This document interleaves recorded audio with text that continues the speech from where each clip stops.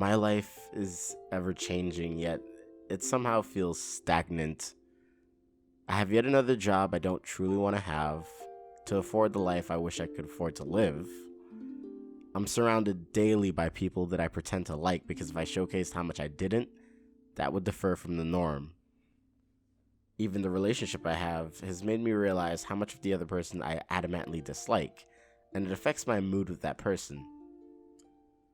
I can say that I'm happy, but really, I don't think that I'm even aware what real happiness is like, and that my entire existence is just a mere facade. Why do I wake up in the morning to put up with all of this if internally I am miserable? Why am I chasing happiness instead of ending it all so that I don't have to suffer another waking moment? Why do I pretend to love and enjoy things when in reality, I only somewhat like most things, including myself? I feel like my life has become about maintaining my sanity through what I perceive to be love. I feel like the film that most accurately represents what I might be going through to an extent is American Psycho. The film is about the facade that Patrick Bateman puts up on a daily basis while living a second life at night as a gruesome serial killer. Now, before you try to make any connections there, I am not a serial killer. I just need to make that clear. Jumping back to the film, however, there is a line within the first 7 minutes that refers to the point I'm trying to make about my own life. There is an idea of a Patrick Bateman, some kind of abstraction, but there is no real me, only an entity, something illusory. And though I can hide my cold gaze, and you can shake my hand and feel flesh gripping yours, and maybe you can even sense our lifestyles are probably comparable, I simply am not there. This ideology is what connects me to when I saw just the first episode of Happy Sugar Life. Seeing Sato masterfully go through her everyday life and have no one even suspect that she might be secretly losing it behind the veil of social norms she puts up with all the time feels similar to Christian Bale's portrayal of Patrick Bateman. How at first, she is showcased as an average high school girl with some subtle quirks in her life.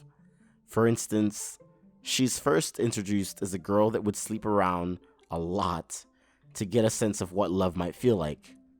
She also has a new job that she uses her earnings from to support the new love in her life, a girl she found named Shio. And found is the key word here. When Sato mentions that she found Shio, you can sense a slight tonal shift in the show, an uneasy aura that is then portrayed through how she handles the situation of her manager not paying her proper wages for her overtime. This event is what breaks Sato out of her facade of a personality, and you get a glimpse of the person she is underneath. However, she holds it together as best she can through this, until the shocking twist at the end of the episode. While never explicitly stated, Sato thanking the body bags for letting her use their home shows just how far her real self is willing to go. Wanting a life she otherwise cannot have and forcefully try to fake happiness mirrors almost exactly the life of Patrick Bateman. The following episode of the show starts with the introduction of another character that is seemingly normal.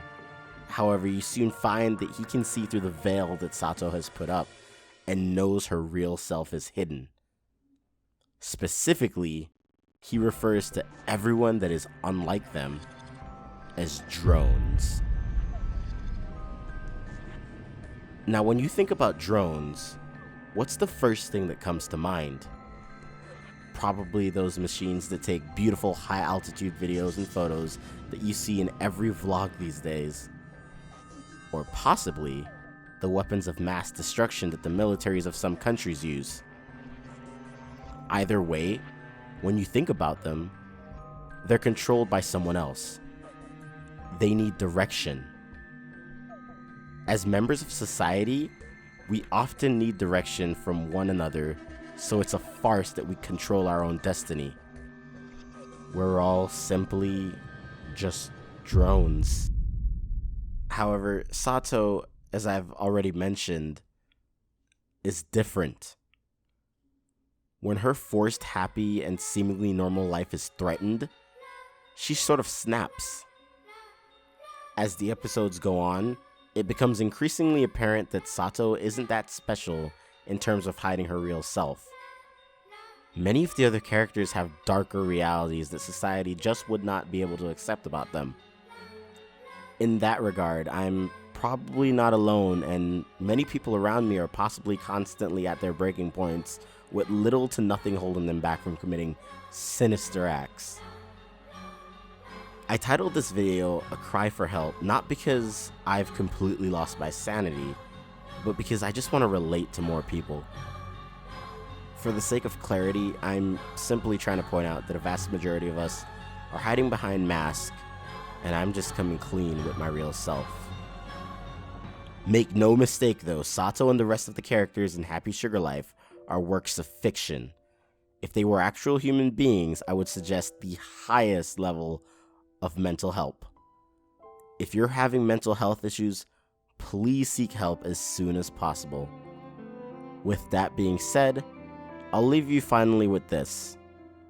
Sato, by the third episode of the show, suffers the same way Patrick Bateman did in American Psycho, not being able to fully control her impulses and tries desperately to keep them in check so as to keep the facade of her happy sugar life.